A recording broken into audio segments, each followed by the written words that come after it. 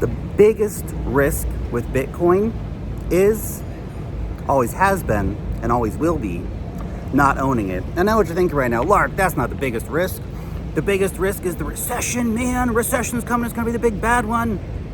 Yeah, maybe there's going to be a recession coming in the not so distant future. There's a lot of data that indicates that could be the case. Still could get a great Q4, Q1 before that happens. Long term, it's just a speed bump for Bitcoin, essentially. But Lark, World War III, we're not going to be worried about the price of Bitcoin when there's no anything left and we're all just living in giant ruins and ashes. Probably not going to happen. If it does happen, well, I guess the price of Bitcoin becomes our least concern, right? Lark, what about monkeypox, man? Come on. They can't run that playbook again, can they? Can they? What about China? China's collapsing. Yeah, China's in a rough economic situation right now, and China makes up, 20% of global GDP or something like that, so it's worth talking about. We'll do a video on that for you guys in a couple of days. But China will recover. China's economy, they make everything, guys. They'll be fine. They'll bounce back, even if they're in a tough spot right now. They'll print, they'll stimulate. We'll see a bounce back there too. But the biggest risk for cryptocurrency investors is being underallocated to an industry that you show up to every single day, that you pay attention to every single day, that you allocate your money into every week or whatever it might be. And that's the real fear, right? That you're underallocated, that you're not seeing the big damn picture here. And look, short-term volatility is always going to happen, okay? We're going to have crashes, we're going to have corrections, we're going to have recessions, we're going to have all kinds of scary shit happen. Every single time this industry bounces back. The fundamentals of crypto literally never been better than they are right now, today, in this very moment. As crazy as that may sound, no, the price doesn't reflect it, but the reality of the situation is just that. The fundamentals have never been better, and they're getting better every single gosh darn day, okay? Q4 could see a massive rip for this entire asset class. Q1, maybe we get a top in Q1.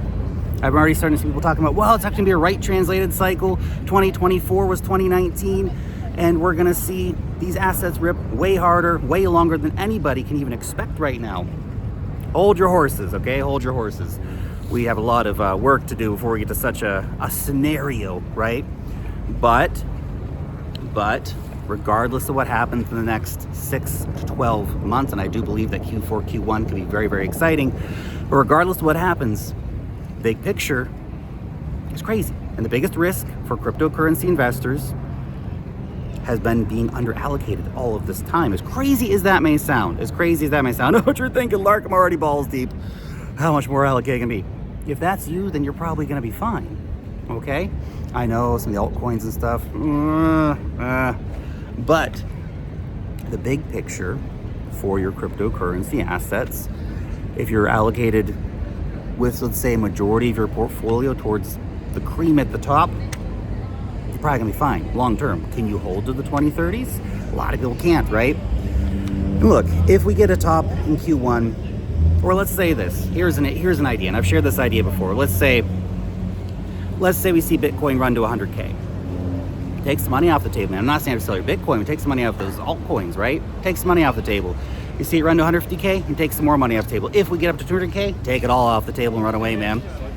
If it doesn't get up to 250 or 215, something like that, we go back down to 150, maybe you take the rest off, and go back down to 100, maybe you get out with all your altcoin bags, right? Again, Bitcoin, you hold multi-cycle if you're ready for the volatility, obviously. And here's the thing. A lot of people are like, well, Lark, where's this pump gonna come from, ma'am? Everyone's been so burned, pumped up fun, burnt everybody out, stole all retail's money, no one's gonna come, blah, blah, blah, blah. I know, but here's the deal. When Bitcoin breaks 72K, whenever that happens, Q4 is still my guess on when that happens, but whenever Bitcoin breaks 72K, we activate something called number go up technology. You might be familiar with it. You've probably seen it before in the market.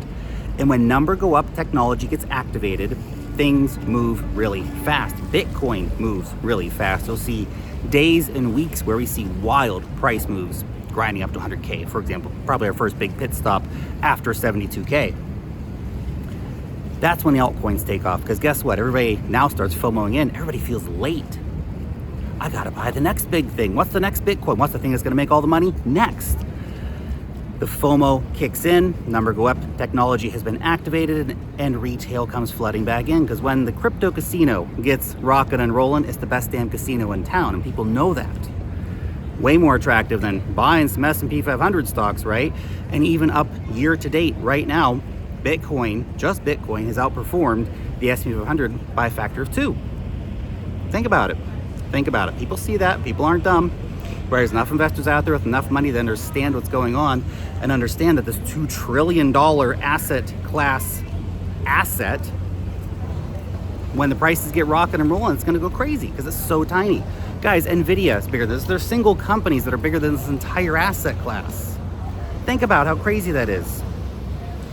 So when the numbers get rocking and rolling, when numbers go up, tech activates, it'll happen real fast. And a lot of people get caught sidelined because everyone's been waiting to, I'll buy it 20K, I'll buy it 32K or whatever other kind of stuff. Look, if you're swinging the market, that's one thing. You know your risk parameters, you know the game. A lot of people, though, are probably just much better served by just trying to think a bit longer term in these kind of markets, okay? And of course, here's the thing. At some point, this market cycle will roll over. I don't think that's happened yet. I think that, again, we still have the best days of the market ahead of us. But when the market cycle starts really taking off, that's when you should get paranoid. Not now, but when the prices start rising super fast, that's when they get scared. That's when to freak out and start thinking, I have to start getting some money out of this market because who knows how long the good times will last. I'm not saying I have to sell everything at 100K, right? We laid out the scenario for you. But when things start moving, you got to take some money off the table, because what a lot of people are going to do, they're going to watch their bags go up. They'll take a screenshot of the high watermark of their portfolio. They won't sell anything. They'll watch it all go down round trip. Don't do it. Don't do it. You will have to sell those altcoins. You will have to sell with no remorse, mercilessly, because these things are not going to, a lot of these things aren't going to make it between cycles, okay? Some of these things will only make it to the end of the cycle. You know how it is. You know how some of these coins work. Again, your Bitcoin, multi-cycle, fine, if you're ready for the volatility. But anyway, the biggest risk, guys, the biggest risk is not being locked in right now. The biggest risk is not paying attention to this asset class. The biggest risk is being underallocated to an industry that you pay attention to every single day. Don't forget it. Peace.